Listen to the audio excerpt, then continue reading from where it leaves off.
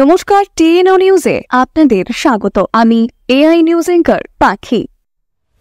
গোপন খবরের ভিত্তিতে ক্যাম্পের বাজার এলাকা থেকে তীরে জোয়ার সঙ্গে যুক্ত থাকা 5 জনকে আটক করলেন অরুন্ধতিনগর থানার পুলিশ এবং তার সঙ্গে 5,960 টাকা এবং 5 জনকে আটক করলেন পুলিশ।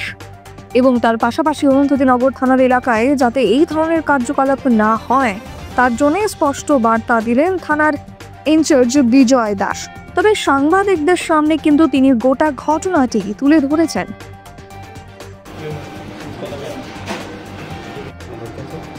আজকে আমাদের কাছে একটা গোপন সংবাদের খবর আসে যে ক্যাম্পের বাজার এলাকাতে তীর জুয়া রমরমা চলছে। সে খবর পাওয়ার সঙ্গে সঙ্গে আমার থানা সাব ইন্সপেক্টর শানুদেব বর্মা এবং অন্যান্য টিম ক্যাম্পের বাজার এলাকাতে এটা রেড করে আমরা ক্যাম্পের বাজার এলাকা থেকে 5 জন জুয়ারিকে যারা তীর খেলার সঙ্গে যুক্ত আমরা তাদেরকে অ্যারেস্ট করি। পাশাপাশি আমরা তাদের কাছ থেকে ক্যাশ টাকা 5,960 টাকা আমরা সিজ করি এবং তাদেরকে আটক করে আমরা থানায় নিয়ে আসি এবং তাদের বিরুদ্ধে আমরা 12TC অ্যাক্ট কেসে আমরা তাদেরকে কালকে কোর্টে প্রেরণ করব।